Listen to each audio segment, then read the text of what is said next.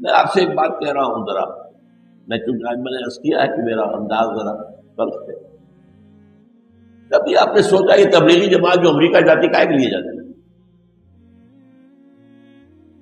وہاں کوئی ان سے پوچھے تم اپنے گھر کی خبر لو، تم ذلیل ہو، خار ہو، ہمارے غلام ہو، تمہارا حال تو یہ ہمیں کیا سکھانے آئے ہو؟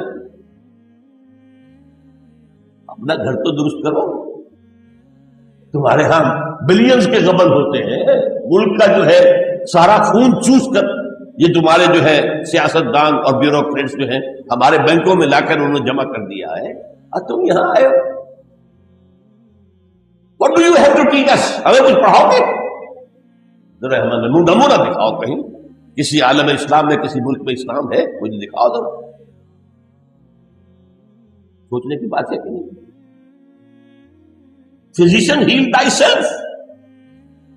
اور ایک بات نوٹ کر لیجئے، کہتے یہ ہے کہ یہ حضور کے طریقے پر ہے، نوٹ کر لیجئے، حضور نے کبھی کوئی تبلیغی وفد جماعت نہیں بھیجی، کبھی۔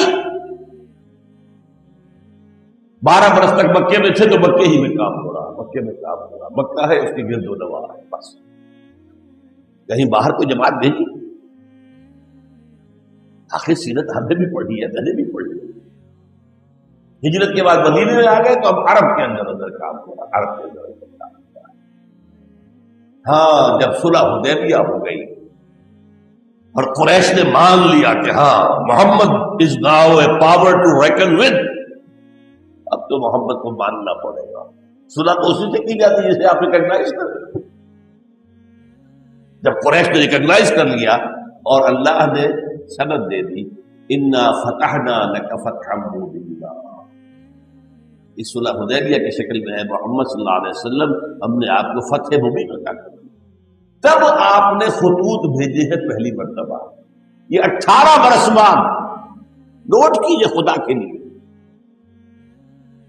وہی کے آغاز کے 18 برس بعد پہلے خطوط لکھے ہیں آپ نے دعوتی بادشاہوں کے نام، کوئی جماعت نہیں بھیجی، وہ تبلیغ کے لیے لوگوں کو نہیں بھیجا، خط بھیجا ہے شہنشاہ ایران کو، اس نے خط پھاڑ دیا، حضور نے فرمایا اس نے میرا خط نہیں پھاڑا، اپنی سلطنت کو پھاڑ دیا، پھٹی سلطنت ختم ہو گئی۔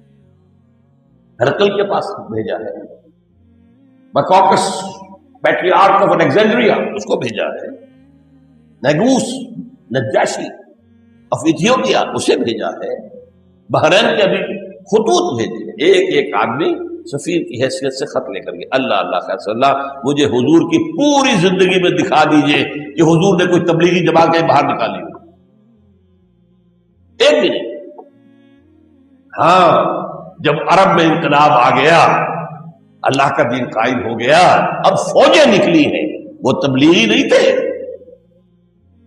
انہوں نے عراق کو فتح کیا، انہوں نے ایران کو فتح کیا، انہوں نے شام کو فتح کیا، انہوں نے شمالی افریقہ کو فتح کیا، تو وہ تو فوجیں تھی، وہ تبلیغی جماعتیں تو نہیں تھی۔